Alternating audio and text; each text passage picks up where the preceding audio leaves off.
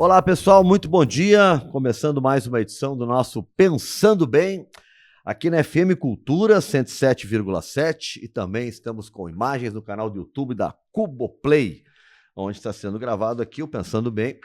Eu, professor Juremir Machado da Silva, tudo bom, professor? Tudo tranquilo? Tudo bem, ainda mais depois de ler o livro da nossa convidada, que é uma alegria. É aquele tipo de livro que tu pegas e aí tu ficas enrolado porque tu não queres largar. O cara tem um compromisso, tem um você se atrasa pro compromisso. Não, né? Olha, eu vou me atrasar um pouquinho, tem que ligar pro cara. Tu fica esperando o dentista e torcendo para atrasar. Para atrasar. Fica lento. A obturação mais lenta. Exato. A gente torce pro dentista atrasar, não é por causa do livro, né? É por ele próprio. É de medo mesmo, né? É de medo mesmo.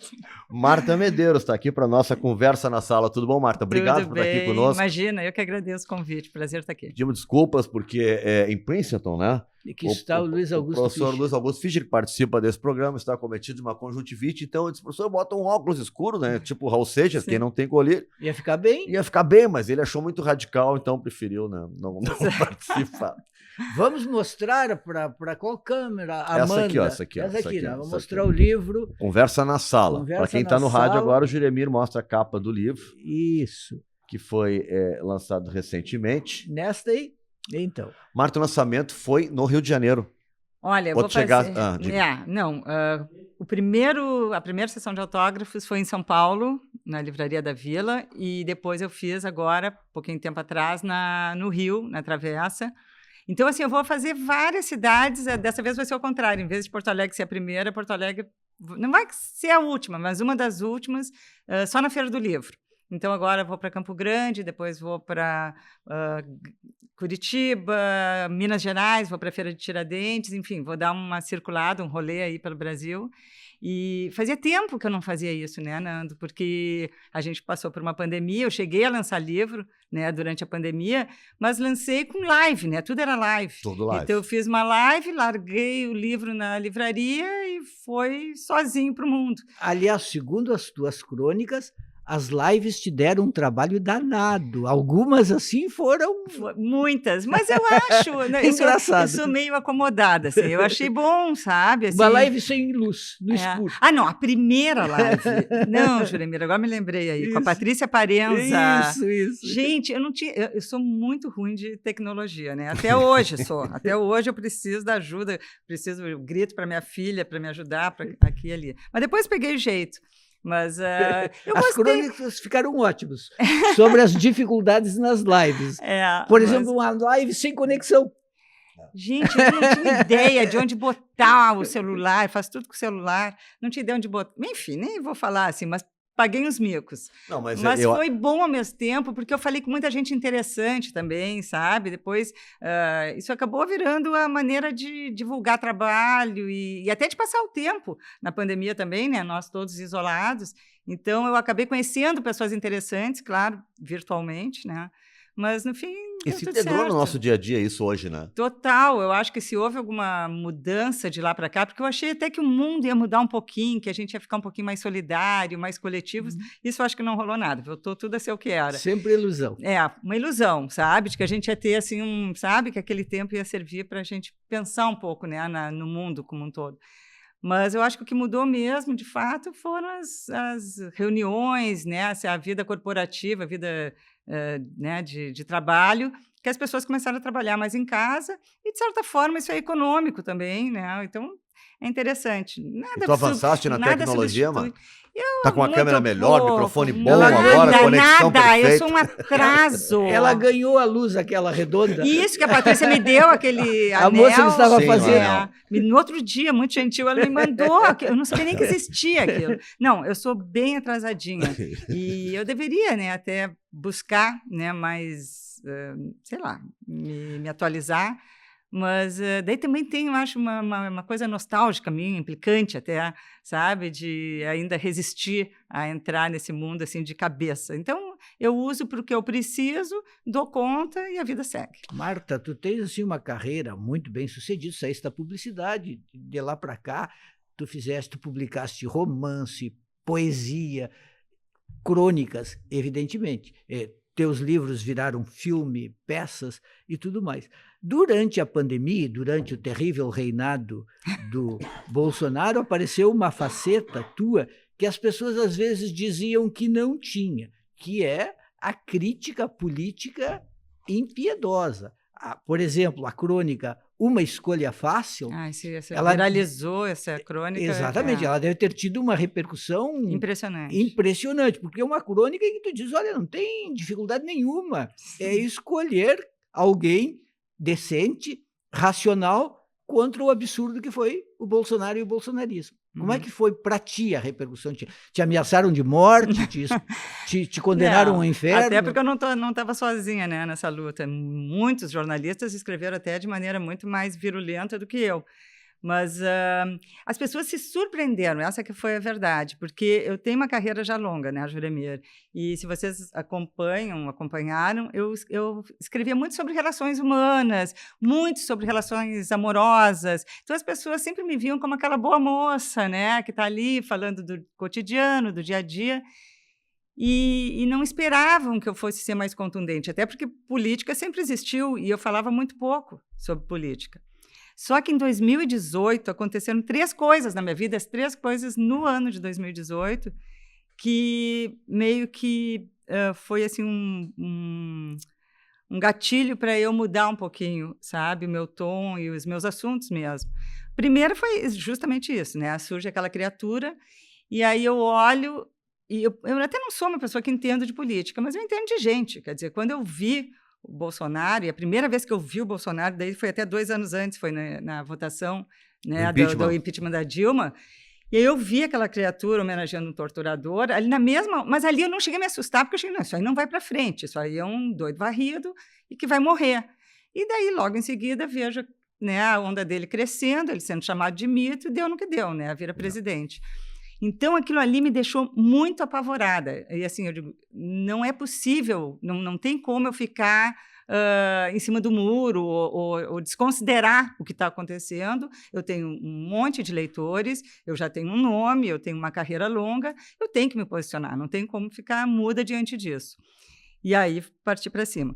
Junto a isso, eu comecei um relacionamento em 2018, eu comecei a namorar um homem muito politizado, uma pessoa que conhece muito de política, sabe? Um homem muito culto, muito inteligente, e que acabou trazendo a política para a conversa na sala, sabe? Então, isso para mim foi muito bom também, porque eu aprendi muito com ele.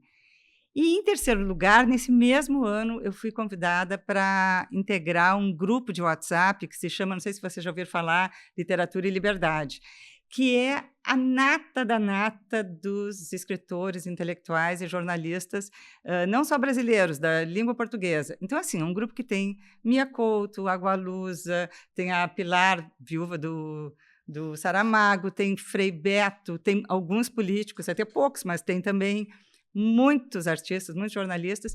E, claro, que a conversa, né, acaba sendo muito sobre política também. Então, essas 3 coisas me deram assim, uma abertura maior, que eu não tinha, sobre política em geral, né? E nós vivendo aquele horror de governo. Então, eu acabei, naturalmente, isso acabou entrando no meu repertório, coisa que não acontecia antes. E não só isso, eu acho que também meu texto ficou mais diverso em outros assuntos também. Então, eu saio um pouquinho da paixão, né, da dor de cotovelo e tal. E vem também a maturidade, né? Tem mais isso. Nesse meio tempo eu fiz 60 anos também, quer dizer, é uma reflexão também, né? Eu estou com 62 agora. Então, acho que tudo isso acabou movimentando um pouco, dando uma outra cara para as crônicas que eu já vinha escrevendo. E eu acho isso super natural também, né? Porque são uns 30 anos que eu escrevo jornal, se não for mais, não me lembro agora. Então, é natural que cada etapa da vida que eu esteja vivendo acabe refletida nas colunas. Olha só, Nanda, só para ilustrar a abertura dessa crônica, Uma Escolha Fácil. Não entendo quando dizem que a próxima eleição será difícil. Mais fácil, impossível. Armas versus livros, culto à alienação versus incentivo ao conhecimento, facilitações exclusivas para militares e evangélicos versus uma política social que atenda a todas as pessoas, de qualquer credo, cor e gênero, de esquerda ou de direita. Mais fácil e impossível de concluir. Não ao Bolsonaro. Quem enfrentar o Bolsonaro a gente vai lá. É que daí e entrou apoia. aquela história, porque se tu é contra o Bolsonaro, as pessoas acham que naturalmente tu é a favor do PT e tal. E não era uma questão disso. Eu acho que era Bolsonaro versus todos os outros candidatos. Qualquer um, mesmo de direita, seria melhor que o Bolsonaro. E foi assim entende? que foi a eleição. Porque Não foi uma eleição PT contra o Bolsonaro. Foi uma Exato, eleição das pessoas contra Tanto o que eu nem Bolsonaro. me posiciono como esquerda, direita, nunca fui de me colocar assim de uma forma muito exata nessa questão, até porque eu não gosto de política, eu tenho que gostar porque política faz parte da nossa vida, mas eu nunca me posicionei se eu sou assim, se eu sou assada, eu voto nesse partido,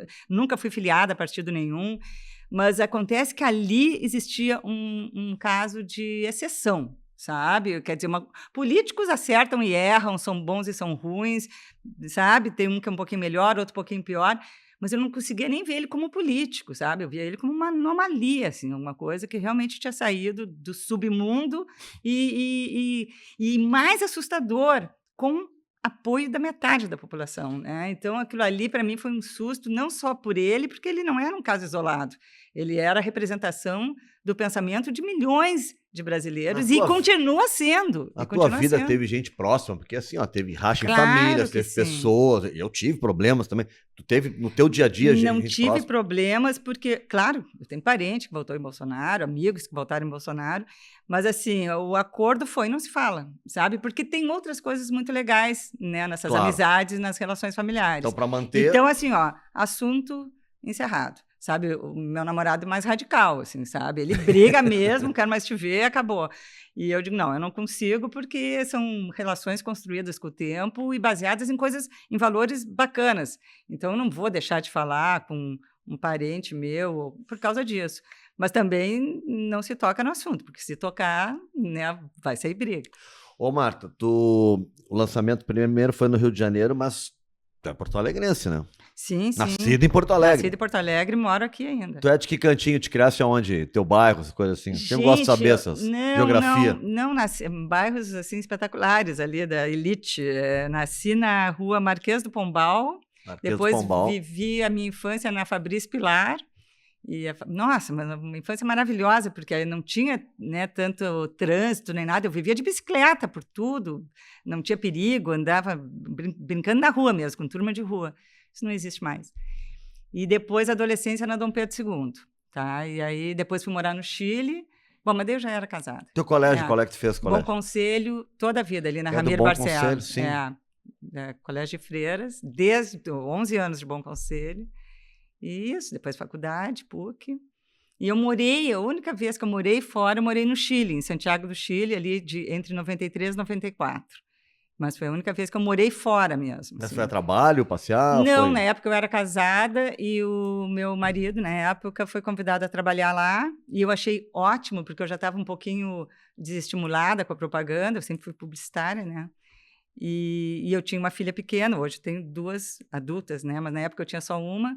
E achei que era uma boa, sabe? Sair do Brasil, repensar a minha vida, o que eu vou ser quando crescer, assim, mais ou menos isso. E aí acompanhei ele, e daí que foi um divisor de águas na minha vida, porque daí eu morando no Chile, eu recebi a visita do Fernando Aschenberg, vocês conhecem o Dinho? Mas eu vi essa história, eu não sabia disso. O Dinho é meu amigo de infância. O Fernando acabou tendo um papel importante na tua escolha. O Dinho estava voltando do Tahiti e não conhecia o Chile, ficou hospedado lá em casa 3 dias. E aí ele perguntou, o que tu está fazendo? Eu digo, olha, Dinho, eu não estou... Primeira vez que eu tinha parado de trabalhar. Eu disse, eu estou escrevendo para mim mesma, que nem sei o que eu estou escrevendo aqui, estou botando coisas no papel. E era no papel ainda mesmo. E aí ele disse, não, deixa eu ver o que tu está fazendo. Na verdade, eu já estava fazendo umas crônicas, mas sem ter onde publicar. Nunca tinha escrito crônica. E aí ele pegou e disse, não, deixa que eu vou levar lá para 0 Hora. Eu acho que na época era o Augusto Nunes ainda, olha só, que era o diretor de redação. E aí ele levou e desapareceu o Dinho. Eu digo, o pessoal deve ter odiado. E eu ainda me lembro que eu dizia para o Dinho, imagina se eu vou escrever num jornal que tem o Luiz Fernando Veríssimo como colunista. Bebeu. Ele disse, Marta, tá legal esse texto, deixa eu levar. E levou e não apareceu nunca mais. Daí eu continuei morando lá. Quando eu voltei para Porto Alegre, assim, não deu 3 dias, me ligaram perguntando se podiam publicar um daqueles textos que o Dinho tinha levado. E eu disse, claro, né? O Dinho, que hoje é o braço direito do Sebastião Salgado. O Dinho tá, né? Trabalha com Mas Sebastião olha, Salgado. ele merece, Sim, viu? não, Porque o Dinho um cara muito competente, é um cara muito incrível, o competente. Dinho é Sem incrível, dúvida, assim, sem trabalha dúvida. bastante, tudo. Mas agora ele tá no Ele tá bem. paraíso, né? Ele tá muito bem. Para quem não Aliás, sabe, para as pessoas que estão nos ouvindo e não sabem, o Dinho é correspondente internacional, mora em Paris, isso. e por isso que agora ele está trabalhando com o Sebastião. Aliás, tem uma crônica muito interessante sobre a relação com as filhas, em que tu diz assim, mais ou menos o seguinte, tem uma época em que as filhas estão ali muito apegadas à mãe, depois elas ficam críticas pra caramba, e tem que esperar uma outra fase em que elas possam novamente estabelecer essa relação de proximidade. Como é que anda com as filhas? Eu tenho uma filha que mora em Paris, tá? Que é engraçado, as duas trabalham com design. As duas escrevem bem para burro, mas nenhuma se dedicou a isso. Como eu disse, vocês estão esperando eu morrer, vai demorar, tá? Eu não estou a fim de sair de cena tão cedo. Então, a Júlia mora em Paris e a minha filha mais moça mora comigo ainda. E essa coisa eu não me lembro qual é a crônica exatamente a que tu está te referindo. Eu acho aqui. Mas eu sempre pensei assim, não, a mãe e filha volta a ter um diálogo mais próximo quando elas têm filhos, né? Só que a outra geração, nenhuma das duas pensa em ter filho. As duas têm relação estável e nenhuma das duas pensa em ter filho. Então, acho que essa terceira fase eu não vou vivenciar, Juremir. Mas a gente se dá super bem e tudo, só que e é até engraçado, eu falo mais com a minha filha que mora fora do que a que está no quarto ao lado, porque essa coisa do computador e tudo, e ela trabalha em casa, eu às vezes não vejo, sabe? Vê ali na hora do almoço e depois já está trabalhando de novo, e eu no meu escritório trabalhando, enquanto que com a outra, às vezes eu falo mais do que com a que mora perto, porque distância hoje é uma coisa muito relativa. Agora, tu escreve muito sobre isso, sobre relações humanas, relações pessoais. Às vezes teus amigos não ficam com medo de ficar não vão fazer nada muito perto da Marta, porque elas vão acabar nas páginas, elas vão virar uma crônica. Devem ficar, mas eu sou uma mulher discreta, sabe? E elegante, assim, não deixaria ninguém sair justa. Assim. Ninguém mas nunca pegou, Marta, sou eu aqui na página 12? Nossa, já aconteceu. Não tanto em crônica, uma vez eu escrevi um texto de ficção, e uma amiga minha ficou meio bolada, assim, sabe? Disse, nossa, isso aqui tem a ver comigo. E tinha mesmo. E eu digo, não, imagina, isso acontece com todo mundo, mas pior que eu tinha usado ela como... Ela foi inspiração. Ela tinha sido inspiração. Mas eu nunca deixo ninguém, assim, em maus lençóis, porque eu não cito nomes não. Até uma vez eu escrevi um livro, isso foi interessante, eu escrevi um livro sobre um rompimento amoroso, e era uma coisa assim, que eu tinha terminado uma relação muito importante para mim e eu estava sofrendo muito e realmente botei tudo no livro, tá? Assim, comecei e detonei um pouco, né, a história, o cara. E aconteceu uma coisa muito louca, porque no meio do livro a gente se reconciliou. E aí eu continuei o livro, daí já virou totalmente ficção, né? Porque daí voltei à lua de mel, então aquilo ali continuou. O nome do livro é Fora de Mim. Tá? Então, realmente, eu dava uma dissecada ali. E aí, quando eu terminei o livro, eu fiz questão que ele lesse o livro, né? Porque daí, realmente, as pessoas sabem com quem tu te relaciona e tal. Eu disse, não, dá uma lida e, sinceramente, se houver alguma coisa que incomode muito, eu estou disposta a reavaliar. E ele leu todo o livro e aí foi bárbaro, assim, ele disse... Não muda uma vírgula. Eu vou sair massacrado desse livro, mas isso aqui é o teu trabalho, isso aqui é arte, isso aqui não é uma coisa biográfica, né? Não é biografia. E aí ele foi muito bacana, e daí eu até dediquei o livro para ele. Isso aí é passado. Tem outra crônica que se chama Proteção à Família. É um pau no Crivella e no Bolsonaro. Eu acho... tem várias, Essa é muito legal. É porque diz o seguinte, olha, o Bolsonaro e o Crivella estão dizendo que eles estão aí para nos proteger de um monte de coisa, especialmente para proteger a família. E aí tu diz assim, uma pena não termos tido essa sorte antes. Poderiam ter nos privado dessa onda feminista, em que mulheres vêm a público lutar contra a violência doméstica e contra salários desiguais, quando deveriam estar atrás de um fogão preparando o jantar do marido. E aí uma ironia maravilhosa. Uma ironia maravilhosa. Essa coisa da religião também foi uma coisa muito absurda, né? De usar Deus como cabo eleitoral, e as pessoas embarcam nessa, né? Por sei lá, falta de informação ou por uma necessidade de acreditar, de ter uma crença de que realmente existe um pai que, além do pai celestial, tem um pai terrestre aqui que possa salvá-los, né, de todos os males e tal. Não sei como é que funciona essa cabeça, mas eu acho muito sacana usar a religião como, sabe, como uma maneira de se destacar de outros candidatos ou de se auto-vangloriar, porque óbvio que o Estado tem que ser laico e eu acho, enfim, falei sobre isso. Tem tudo nesse livro, na verdade tem de tudo. Fala sobre tudo. Porque tem muito sobre arte também, antes que as pessoas achem que o livro é só sobre política, essa é uma camada, isso é uma faceta. Eu estava relendo agora, tive que reler para uma outra história, e aí eu fiquei bem impressionada, porque a gente esquece, né, Juremir? Eu peguei, fiz a seleção, larguei e não vi mais um livro.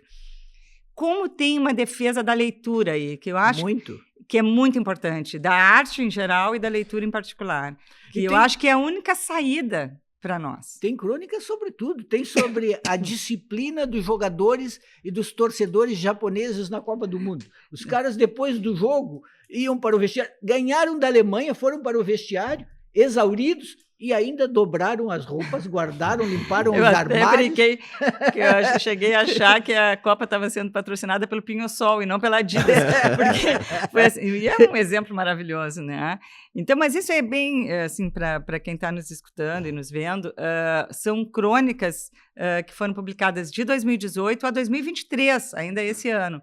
Então, é claro, passa por pandemia, pela fase do isolamento, passa por Copa do Mundo, passa por política e também o nosso dia a dia. Continua existindo crônicas do cotidiano.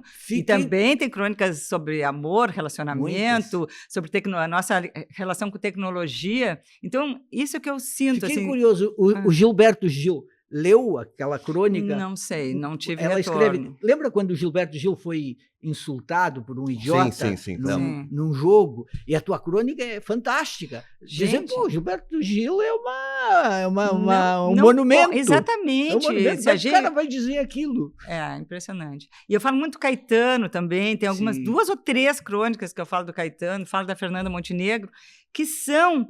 é o que restou dessa etapa toda que a gente teve, é o que eles conseguiram, né, sobreviver a tudo isso, e hoje são assim, os nossos maiores símbolos, né, de não só de cultura, mas de posicionamento, de civilidade e até de resistência a essa vaidade que a gente vive hoje, né? Porque as redes sociais é uma egotrip impressionante, é uma loucura. E né? Eu estou inserida... E o Gil é um cara sereno, suave, elegante. Acho que o Gil não insulta ninguém na vida. Não, o Gil já esteve na política, já foi ministro e tudo, e foi, sabe, convive bem. E saiu incólume, né? Não tem... né? Exatamente. Então, assim, eu acho que se a gente não valorizar os nossos grandes tesouros, que são, né, os artistas, e eu realmente acho... Claro, tem outros, tem esportistas, tem outras pessoas fundamentais para a sociedade, mas os artistas são, né, os nossos representantes, de certa forma,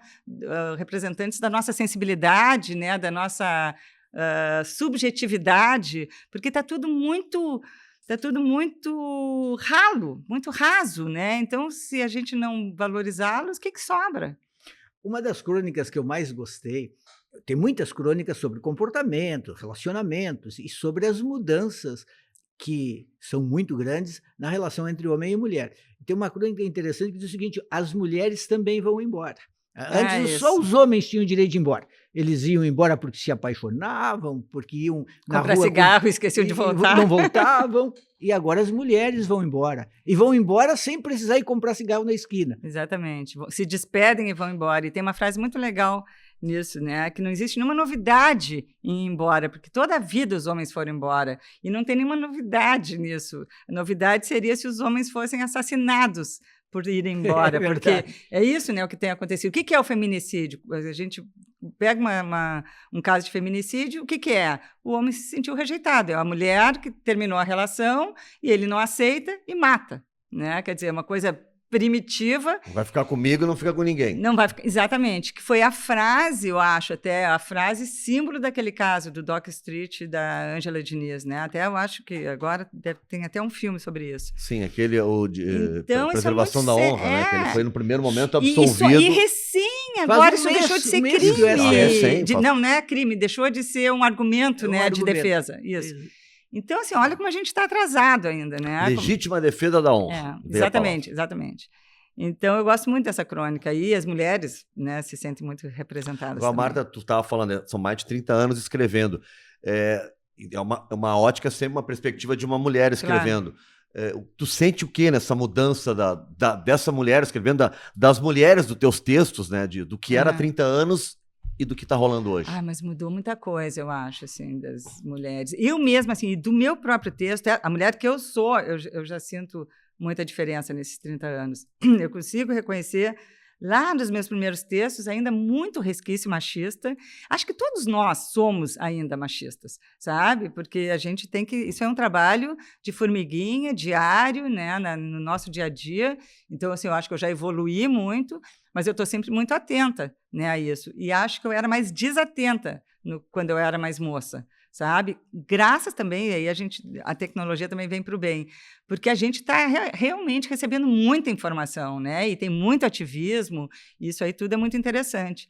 Então, eu acho que a gente está evoluindo demais nessa discussão sobre o mundo feminino, e não só na questão de gênero, mas também sobre racismo, sobre etarismo, tudo isso agora que as pessoas chamam de mimimi, tem também muito, no livro se fala muito nisso também, né? Tem gente tão assim, alienada que diz, não, antes era muito melhor, a gente não precisava falar disso, todo mundo respeitava todo mundo, imagina! Melhor para quem? A gente fazia os programas de humor, tinha gays no esporte, os jogadores negros, e estava tudo certo. Então, eles enxergam isso só com a ótica da televisão, com a ótica da fama. Não, imagina, se tu escuta a Marina, que é gay, então tu não tem nada contra gay. Quer dizer, eles não pensam nisso dentro da sociedade. Como é que tu ter um médico que é negro, sabe? Que o teu professor ser gay, como é que é a relação? Que é o que interessa. Como é que a gente inclui, né, todo mundo no nosso dia a dia e não consumir arte ou consumir esporte e achar que está tudo bem, que tu é moderno porque tu não tem nada contra. Não é isso, a coisa é muito mais profunda, né? E eu acho que essa discussão hoje pode ser chata, e é mesmo, muitas vezes é chata, porque é uma coisa insistente, mas tem que ser insistente. É só assim que a vida muda, né? Eu sou jornalista esportivo, tá?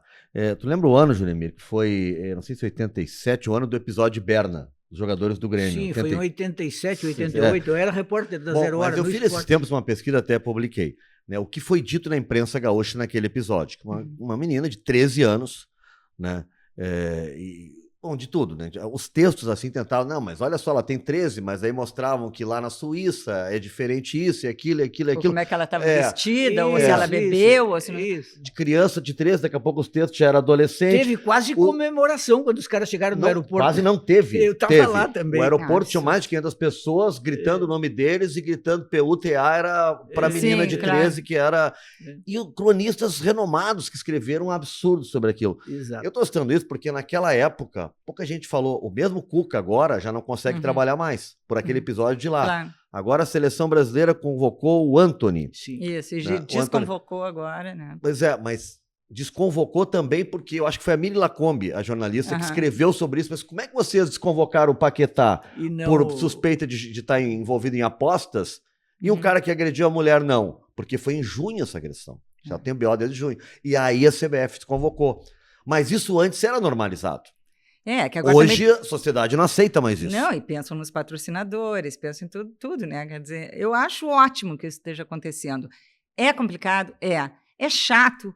Porque parece que agora está todo mundo policiado, ninguém pode ser mais espontâneo. Mas, gente, é assim que a sociedade muda, né? Se a gente começar a seguir os nossos condicionamentos, porque tu fala, né, dos repórteres naquela época, condicionados, né, a achar que não, é a menina que deu mole, e aí como é que vai, né, culpar o cara e tal. Quer dizer, essa é a grande revolução agora, é uma revolução de mudança de mentalidade, que é a mais difícil, né? Porque está completamente condicionado ao que era antes e, de repente, tu tem que mudar a tua maneira de pensar. E mudar a maneira de pensar é uma coisa muito difícil. É que tu tinha falado que... É muito difícil. Então, por isso que tem que ter um pouquinho esse massacre mesmo, que é um massacre, eu reconheço, sabe? Sobre tudo.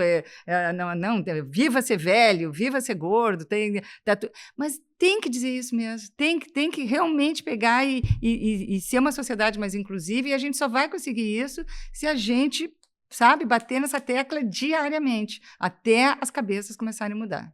Tu estava dizendo assim que tu mesmo, tu te reconhece lendo algumas coisas lá atrás que tu tinha coisas que era machista, Claro né? que sim. E eu estava lembrando, a mãe de um dos jogadores desse, a mãe do Fernando, que estava envolvido, diz assim, eu como mãe... como é que o meu filho, uma outra se oferecendo, o meu filho não vai ficar com ela? Eu teria até vergonha do meu filho se ele fez o que qualquer homem faria. Quer dizer, isso é a mãe dele falando. O homem pré-histórico, né? Porque aí que tá, a gente tem que começar a ver que a sociedade mudou. Então, é importante tu citar mães, porque são as mães que educam os meninos também, né?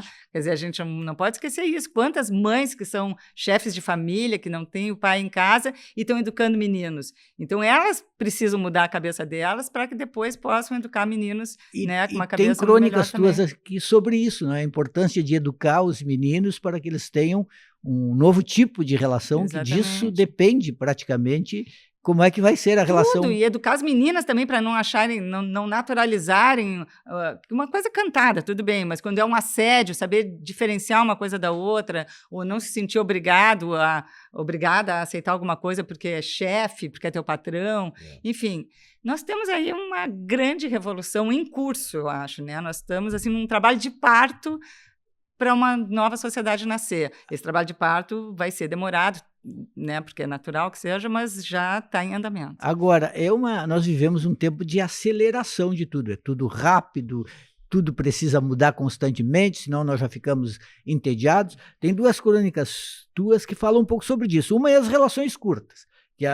Quando a pessoa diz assim, olha, terminei um namoro, o interlocutor só vai dar bola para isso se esse namoro terminar, tiver um certo tempo. 6 meses nem conta. Se for um namoro de 6 meses... Não, o cara tem que ter um critério, e né? eu fiz uma defesa veemente das relações curtas, que podem ser tão intensas ou mais intensas até do que uma relação de 30 anos, que a pessoa está ali mais por preguiça do que por amor. Mas o que é o curta para ti? Qual é o teu critério? Não é o meu critério. 6 meses é curta? 6 meses aqui era curta. É curta. Acho. Gente, nós estamos vindo de uma sociedade que sempre valorizou para sempre. Então, tu imagina, nós estamos competindo com a eternidade. Né? Então, 6 meses é um suspiro. Né? Mas 6 meses não ganha nem consolo. Diz assim, olha, não, 6 meses, amanhã tu já está na balada. Dá nem para ficar na fossa. Mas não, eu fiz uma defesa porque eu acho que qualquer relação é super importante para a gente, como autoconhecimento mesmo. E eu estava até nessa época vivendo, estava numa entre-safra, assim, e estava vivendo algumas relações curtas. E, claro, não eram grandes paixões, não dá nem para virar uma grande história de amor, né, num tempo mais reduzido, mas ajuda muito a gente a se conhecer melhor. Eu sempre considero assim, outra pessoa é outro planeta. Quer dizer, tu está fazendo uma visita a outro planeta. Não importa que essa visita dure 2 semanas, 3 semanas ou 6 meses, tu está conhecendo outra realidade, outra pessoa, né? Qualquer outra pessoa traz a cultura dela de casa, as ideias. Então, isso também é interessante. Claro que é lindo um amor que dure 50 anos, né? Bodas de ouro e tudo mais, mas a gente fica mais concentrado, né? Não se escolhe também, né, Marta? A gente nunca sabe o tempo. Não sabe. Né? Tudo é legal, ok? Tudo não é aqui um julgamento. Só tem que valorizar também aquela pessoa que teve várias relações, porque ela teve uma oportunidade bacana também. São experiências de vida que só acrescentam, que só te faz crescer, amadurecer. E ok, não precisa ser um grande amor. Aliás, uma boa radiografia no livro é do começo das relações. 2 pessoas se encontram. E aí uma começa a se exibir para outra, a dizer que filmes que ela vê, só filme bom, nossa, que música que ela ouve, só música legal. Assim, esconde algumas coisas, tipo aquela foto com o Alexandre Frota. Isso, que eu fiz uma brincadeira. Mas será que eu deletei do Instagram aquela foto abraçada? Não é o meu caso, mas eu usei como exemplo. Mas no fundo, né, a gente eu brinco, né, que todo começo de relação é uma entrevista de emprego, né? Mais ou menos é como se tivesse uma entrevista de emprego. E, no fim das contas, né, a paixão ela surge do inusitado, que eu até digo, né? O jeito da pessoa nos apaixona. Não é o que ela disse, não é se ela escuta Beatles ou música sertaneja, é o jeito, né? O jeito que ela olha, o jeito que ela escuta, o jeito que caminha, mexe o jeito que no cabelo. Exato. Então, assim, a gente tende a botar tudo. Não, eu me lembro assim de sei lá, uma amiga dizer, não, aquele lá usa uns sapatos horrorosos, não quero saber. Eu digo, meu Deus, pode estar perdendo uma pessoa espetacular e está julgando pelo sapato da criatura. Ganha o cara, depois tu troca o teu sapato, que é Podia horroroso. ser fácil. Eu gostar de pizza de estrogonofe, depois tu educa para Margarita ali, mas por favor, né? Vamos pelo menos enxergar um pouquinho mais microscopicamente. Falas nesse livro também da importância de ler, né? Quanto é importante ler e até para escrever, né? O que tu gosta de ler? O que mais tu lê, assim, hoje em dia, assim? Gente, se vocês entrarem na minha casa, vocês não acreditam, assim, porque agora eu tenho rede social, né? Então, todo último dia do mês, eu posto os livros que eu li durante aquele mês. Então, imagina, né? Eu estou recebendo livros de todo mundo mandando, né? Para ver se consegue seu lugarzinho. Eu estou soterrada por livros. Eu gosto mais... Eu estava vendo uma dica das tuas. Tu disse que não conseguiu chegar até o final, tentando me lembrar qual. Não me lembro. Eu gosto de...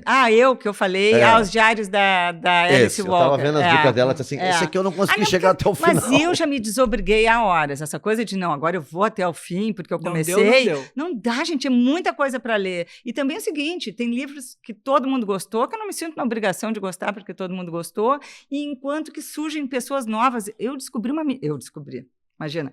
Mas assim, eu tenho ajudado a divulgar uma garota de Sarandi, que mora em Porto Alegre agora, Camila Macari. Tomara que eu não esteja errando o nome dela aqui. Ela escreveu um livro chamado Dias de se Fazer Silêncio. Eu considero quase uma obra-prima como Tudo é Rio, da Carla Madeira, sabe? A guria... Que é muito bom. A Carla Madeira é genial, espetacular. Mas, enfim, respondendo a tua pergunta, eu gosto de ler de tudo, mas eu tenho uma preferência... Macari, só foi confirmar. Camila Macari, eu tenho uma preferência por romances e um gênero que as pessoas às vezes não gostam muito, eu gosto também de biografias, sabe? Gosto de ler biografia também, mas romances. E assim, eu tenho um pouquinho de dificuldade com o conto, tá? Que eu, claro, quando bem escrito, gosto também, mas eu gosto de histórias longas, eu prefiro histórias mais longas. E tu ainda escreves poesia? Pois é, eu até lancei no ano passado. No início, a poesia é que era... Foi a minha pré-estreia total com a literatura, foi a poesia. E eu tive uma receptividade muito boa com a poesia. As pessoas gostavam muito e atraiu a atenção até de pessoas, Milor Fernandes, Caio Fernando, eu digo, uau, sabe? Me sentia super valorizada. Mas daí, quando começou a crônica trabalha com prazo de entrega e tem que produzir toda semana e tal, e eu acabei que eu fiquei um pouco... abduzida assim, pelo mundo da crônica e deixei a poesia pouco de lado. O Milor Fernandes teve importância também no teu início de carreira. Ele escreveu a orelha do meu segundo livro. Isso. Segundo ou terceiro livro. Assim, eu conheci ele. E eu estou falando de uma menina de 24, sei lá que idade eu tinha na época. Tu imagina o prêmio da vida que é tu ter um Milor Fernandes que... Onde é que tu conheceu o Milor? Conta esse encontro para nós. Não conheci depois, mas tu imagina, eu me lembro, eu era publicitária e o Jorge Furtado me telefonou e disse, Marta, tu já leu o Jornal do Brasil hoje? Eu não tinha o costume de ler o Jornal do Brasil. Eu digo, não li. Então, abre na coluna do Milor. Eu não tinha ideia do que ele estava falando, busquei dentro da agência um Jornal do Brasil e ele tinha reproduzido um poema meu. Sem me conhecer, sem nada. Eu não sabia nem de onde ele tinha. Talvez a LPM tivesse mandado o livro para ele, que ele também publicava pela LPM. E aí, nossa, e o Jorge disse, eu disse, tu tem o telefone dele? Ele disse, tem. Eu digo, mas não sei se eu vou ter coragem de falar. Não, ele nunca atende o telefone, sabe? É sempre secretária eletrônica. Já existiu secretária eletrônica, quem viveu se lembra. Se lembra disso. E ele disse, não, deixa um recado. E era dia 30 de dezembro, eu me lembro. Um dia antes, né, da virada do ano. Eu digo, ótimo, vou ali, desejo um feliz ano novo, agradeço e tchau. Daí eu liguei, secretária eletrônica, daí eu digo, Milor, aqui é a Marta Medeiros, eu vi que tu reproduziu um poema, muito obrigada, aproveita. E daí ele atende no meio. Ele diz, oi, Marta, oi, guria, tudo bem? Eu tremia, nem sei comparar, como se eu estivesse falando com o Woody Allen, para citar alguém que eu mais admiro no mundo. E aí, continuas admirando o Woody Allen ou o fato de todas as denúncias contra ele te afetaram? Defendo ele até a morte. Sou fã, mas só para terminar foi isso. E daí depois, claro, daí ele acabou escrevendo escreveu a orelha do meu livro, depois acabei conhecendo ele no Rio, almoçamos juntos e tal, mas claro, não foi um amigo, mas sim, acabamos ficando um pouquinho mais próximos e foi um grande privilégio da minha vida. O Caio também, o Caio Fernando Abreu teve influência, né? Isso também, o Caio foi igualzinho, uma vez eu estava em São Paulo, ele soube que eu estava lá e convidou para almoçar na casa dele, não conhecia o Caio.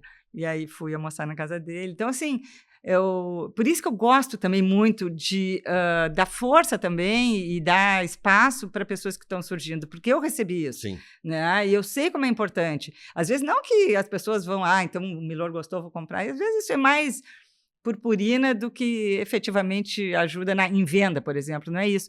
Mas é importante ter esse aval de alguém que conhece literatura e que te pega pela mão e diz, não, tu tem valor. Tratando de vendas, digamos assim, a tua trajetória é mais do que bem sucedida para um país como o Brasil. Sim, já vendeste mais de 1 milhão de exemplares. Sim, contando 30 e poucos 1 milhão livros. de exemplares. É um monte, mas óbvio, né, que no total, em 30 anos, né? Sim, vamos dizer que é em 30 anos, não foi num ano isso, né? Não, mas é muito livro. Sensacional. Mas, então é isso, eu tive realmente muitos, não é privilégio, né, porque tudo isso é fonte, é fruto do trabalho, né, não caiu do céu. Tem uma coisa que me chama a atenção, que é o seguinte, a LPM é uma grande editora, eu tenho grande admiração, publico livros com ele, vou publicar um livro agora lá com o Ivan, mas tem muitos autores que ficaram muito famosos no Brasil e aí vai para as editoras de Rio e São Paulo. Tu chegaste a publicar livro pela Objetiva, isso. Mas aí tu voltaste e ficou na LP. Não, eu fiquei um tempo, porque quem me chamou foi a Isa Pessoa, né? Depois a Objetiva foi para a Alfaguara, né? Se fundiu com a Alfaguara. Desculpa. Mas daí a Isa Pessoa saiu, e era com ela que eu sempre me relacionava. E aí a Isa sai, funda a própria editora dela, que eu não vou junto, mas fiquei um pouco desassistida, sabe, ali agora estou falando em Alfaguara, mas vamos chamar de Objetiva mesmo, né? E aí depois a coisa foi minguando, assim, eu também não fiz outros livros com eles. Eu cheguei a fazer uns 3, 4 livros, mas sempre com a Isa. E depois que a Isa sai, eu fico um pouco, sabe, sem pai nem mãe, e aí eu fico só com a LPM. Eu nunca deixei a LPM, mesmo quando eu estava com a Objetiva, eu editava com a LPM também. A gente fez um acordo, ficção com a Objetiva e as crônicas com a LPM. E daí eu acabo concentrando tudo na LPM. Que é uma bela editora. Que é uma bela editora, e eu tenho uma relação mais que profissional, de amizade com o Ivan. Chegasse a morar no Rio em algum momento, mano? Nunca. Porque é uma cidade para ti, né? Tava vendo um lançamento.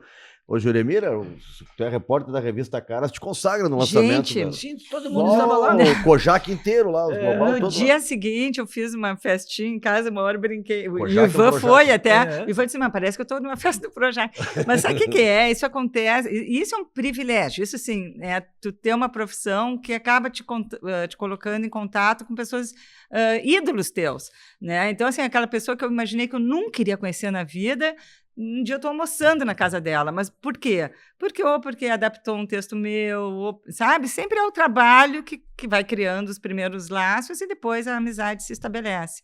Então, hoje eu realmente conheço muita gente, né, do mundo artístico lá do Rio, mas eu vou bastante para lá, porque esse meu namorado tem um apartamento lá, então a gente vai bastante, mas eu continuo... Porque nós falamos aqui já, até com outros músicos, escritores que vêm aqui no programa, essa coisa do gaúcho, às vezes, para fazer sucesso nacional, que é o teu caso como escritor, muitas vezes tem que sair daqui, né? Tem que se estabelecer em outro lugar para conseguir fazer isso. A Globo contou para isso? Muito. Não, eu sou mais prestigiada lá do que aqui no Sul hoje. Me param na rua no Rio, coisa que eles não costumam fazer, porque eles estão acostumadíssimos, né, a encontrar pessoas conhecidas, mas como eles sabem que eu não moro lá, assim, as pessoas... É incrível, até fico um pouco envergonhada de contar assim, porque... Enfim.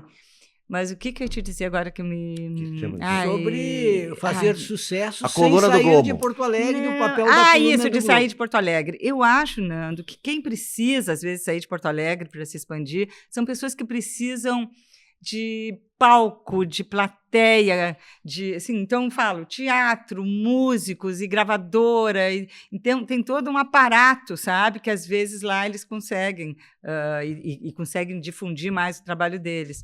Mas para quem escreve, a gente escreve no meio do mato, escreve dentro de casa, escreve em Nova York, escreve em São Sebastião do Caí, escreve em qualquer lugar. E se pensar bem, a relação que a gente tem com o nosso público é uma coisa meio abstrata, porque é uma relação a dois, na verdade, né? É quem escreveu e quem está lendo. É uma relação a dois, não é uma relação de público, né? A não ser quando o meu texto vai é adaptado por uma peça de teatro. Daí, ok, daí tu tem um público, é barato, eu adoro, sabe, ver a reação coletiva da plateia, que a gente não costuma ter, né? O escritor. Tu nem vê o teu leitor reagindo. Tu não sabe se ele está chorando, se ele jogou pela janela o livro, tu não vê nada. O luto acabou? Eu pergunto porque é o título de uma das tuas crônicas, e aí eu fiquei me lembrando, quando eu era guri lá em Santana do Livramento, primeira vez assim que eu compreendi que as pessoas morriam e tal, a minha avó morreu, a irmã dela, a tia Olga, e a minha avó ficou 1 ano de luto, 1 ano de preto, não podia ninguém escutar, nem rádio, televisão não tinha, mas não podia ligar nem o rádio, o luto durava 1 ano, era um troço assim, que hoje em absurdo, dia, impressionante. E hoje, porque o luto requer tempo, né? É que hoje tu tem que fazer um luto interno mesmo. Tu não pode mais fazer esse luto público, né? Que é vestir preto, é não sair de casa, é não ir numa festa, é deixar a casa escura.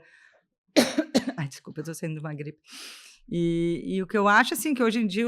Bom, o Fabrício Carpenejar acabou de lançar um livro, né, sobre o luto. Ele falaria melhor sobre isso. Mas o que eu acho é que hoje em dia ninguém mais... tolera que tu não esteja bem, que tu não esteja feliz, que tu não esteja atuando. Então, assim, tu enterra uma pessoa e em seguida começa a entrar né, chamadas pelo WhatsApp e a vida meio que... É como se a vida tivesse 2 braços nas tuas costas dizendo vai, sabe? Que tu não pode parar, tu não pode mais parar, né? A gente tem que estar sempre em movimento. Então, é isso, assim, eu escrevi essa crônica, eu tinha perdido 2 pessoas da minha família muito próximas, assim, e num espaço de tempo curto. E eu me lembro, assim, já tinha planos, já tinha que viajar, porque eu tinha que trabalhar. Claro, não é que eu tivesse que fazer um luto, assim, muito sofrido, nem nada, mas tu não consegue mais nem pensar, sabe? Não pode mais nem... te dá 2 horas para ficar sozinha, sem fazer nada, sabe? Não, eu já fico pensando, não, eu tenho que escrever aquele texto, eu fiquei de mandar não sei o quê. A vida está muito emergencial, tudo muito emergencial, assim, eu sinto muita falta do nadismo, sabe? Fazer nada. E eu procuro fazer isso, até eu não me deixo ser tão presa dessas urgências todas. Eu digo muito não para muita coisa que me chamam e dou como desculpa a agenda cheia, e aí eu nem devia dizer isso em público, mas e na verdade não é porque eu quero parar, é porque eu não quero ficar fazendo milhões de coisas, principalmente para quem escreve, que precisa de um pouquinho de introspecção. Eu não posso estar o tempo inteiro viajando e aceitando tudo que é convite, porque escrever requer uma certa concentração, uma espiada para dentro, sabe? Não é, sabe? Tu não está datilografando qualquer coisa, tu está, na verdade, é um trabalho muito íntimo, né? A matéria-prima são os meus sentimentos, são os meus pensamentos. Eu tenho que me escutar, eu tenho que me sentir para poder fazer um trabalho minimamente interessante. Tu te expões bastante nas tuas crônicas, tu contas coisas da tua vida, das tuas relações, não com nomes, mas não sei se corresponde ao que tu vives ou, em parte, ou tu assumes como sendo... Não, eu me exponho, mas eu exponho o que eu quero expor. É claro que eu tenho uma vida íntima, reservada, que é mais reservada, assim, que não tem por que contar coisas, detalhes e... Agora tem gente que escreve, assim, tem cronistas que escrevem, enfim, né, que meio que sai, né? Ele não é um observador à distância, ele não participa do fato, né?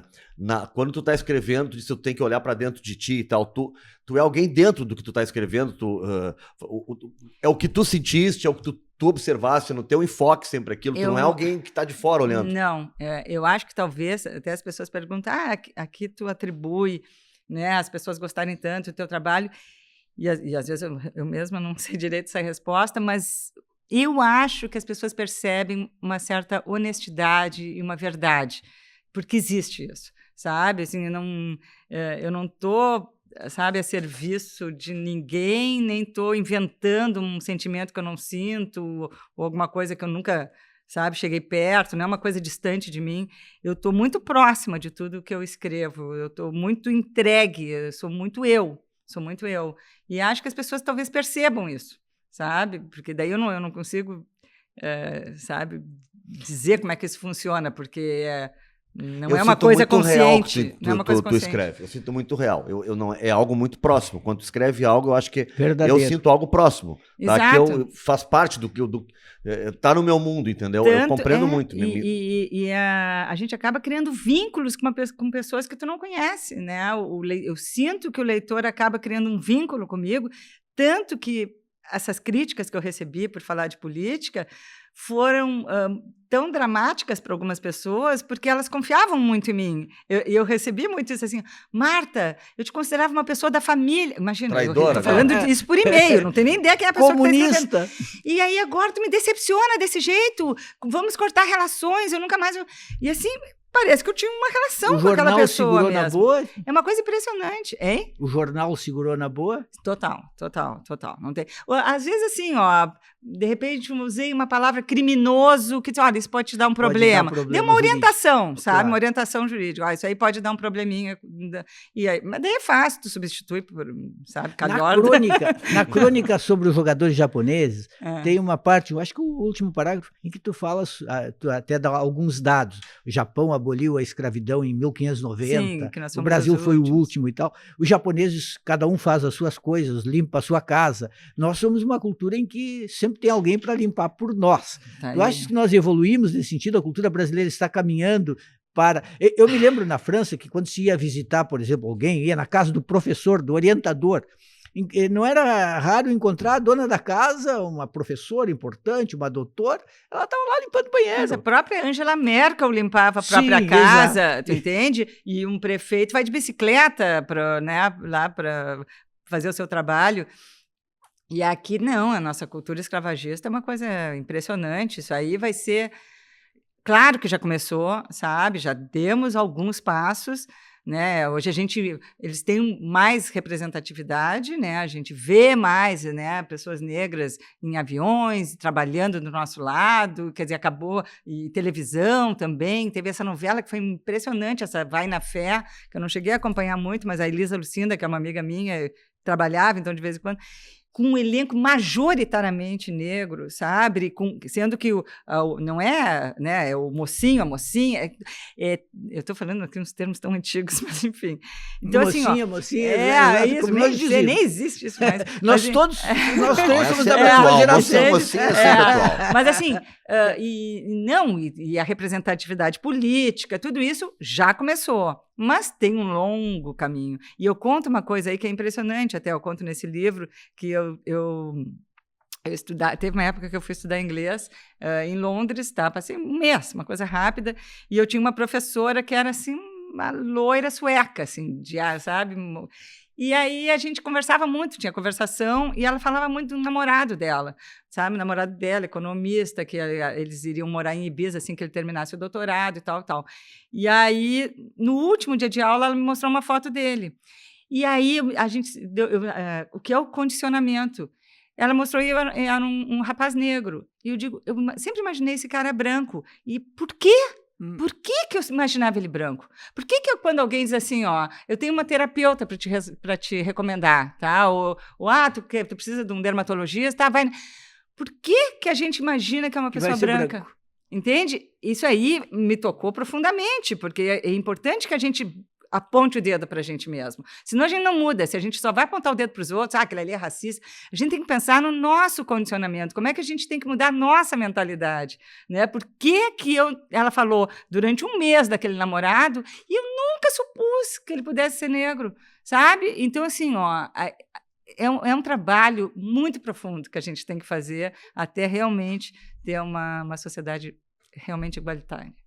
Temos 2 minutos de programa só. Pois é, e teria muito assunto ainda, porque o livro, ele toca em todos os assuntos que são importantes para nós. É relacionamento amoroso, é relação pai-filho, política, tecnologia, solidão, que é uma coisa que a gente tem que parar de estigmatizar, que ela é importante também. Enfim, não vou lançamento em Porto Alegre vai ser durante a feira. Durante a feira, provavelmente 4 de novembro, mas isso aí tudo já imagino a fila. Eu estou esperando uma fila bacana. Vai ser uma Terei fila. Paciência e sorrisos para todo mundo. Em São Paulo, pelo que me disse o Ivan, foram 4 horas de autógrafo. São Paulo foram até 3. Fechar o shopping. São Paulo foi 3 horas e Rio foi foi 4 horas. É uma festa, é maravilhoso. É cansativo, claro, mas eu saio feliz desses encontros. Não, mas Porto Alegre não vai perder nem para o Rio Não nem para São vai, Paulo. não vai. Não, estou contando com todo mundo. 6 horas de filme. Uma última pergunta sobre, como a gente diz, a cozinha da escrita. Quanto tempo para fazer uma crônica? Quando eu começava, eu levava 2 horas. Agora eu levo quase 2 semanas. Não, brincando, agora eu exagerei. Não, mas eu começo escrevendo e nunca termino no mesmo dia. Eu vou dormir, no outro dia eu deixo dormir para depois fazer a faxina e tal. Então, assim, é muito raro eu fazer uma crônica assim, bateu, valeu, sabe? Eu adoro, aliás, é a parte que eu mais gosto, é de trabalhar o texto. Eu prefiro isso do que a primeira, sabe, o primeiro tratamento, vamos dizer assim. Sim, eu gosto mesmo de depois trabalhar e tira alguma gordurinha, troca um verbo, troca um parágrafo de lugar. E fazer a seleção também é um problemão, né? Porque aí tem que pegar todo o material. Ler tudo. Não, isso aqui ficou muito datado. Mexeste em texto? Bem pouquinho, mas às vezes muda. Eu digo, esse verbo aqui não tem a ver, daí dou uma ajustada, mas pouquinho. Senão não entrego, né, para a editora. Pois é. Um belo trabalho, conversa na sala, tem um tom de conversa, é como se realmente estivesse conversando com o leitor. Até porque a gente não tem mais conversado, né? Agora a gente só fala por WhatsApp e tudo, então também tem um toque nostálgico esse título que me agrada. Fica a recomendação para todos os nossos ouvintes aí. Conversa na Sala, da Marta Medeiros, que, como diz o jargão, dispensa apresentações. Marta, muito obrigado por estar aqui com a gente. Eu que agradeço, foi um prazer conversar com vocês. Então tá. Lançamento depois de Rio, São Paulo e tudo mais, na Feira do Livro. Na Feira do Livro. O Tabajara, que é o nosso patrono, já deu entrevista aqui no programa. Grande Tabajara, merece muito. Todas as homenagens. Então tá, muito obrigado. Marta Medeiros foi a nossa convidada aqui no Pensando Bem. A gente volta na semana que vem, né, Jânimir? Sábado, 9 horas da manhã. Sempre. Vamos ver se já com o professor Fischer também lá de Princeton. Professor Fischer está tão chique em Princeton que arranjou até uma, como é que chama? Conjuntivite. Conjuntivite. Não sei como é que se diz em inglês, conjuntivite, mas ele já deve ter aprendido. Como é que diz ele isso já em deve inglês? ter aprendido. Nós vamos perguntar para ele depois. Sim, vai ser a primeira palavra que ele vai ter que dizer. Vamos ver como é que está. Vamos ver se ele treinou bem. Então tá, Pensando Bem, volta na semana que vem. Obrigado, gente, sempre com a parceria da nossa Matinal Jornalismo, também da revista Parentes e aqui com a nossa Cuboplay. Quem pegou pelo meio o programa, quer ouvir desde o início, então vai ali no YouTube da Cuboplay, o programa tá lá, tá bom? Tchau, tchau.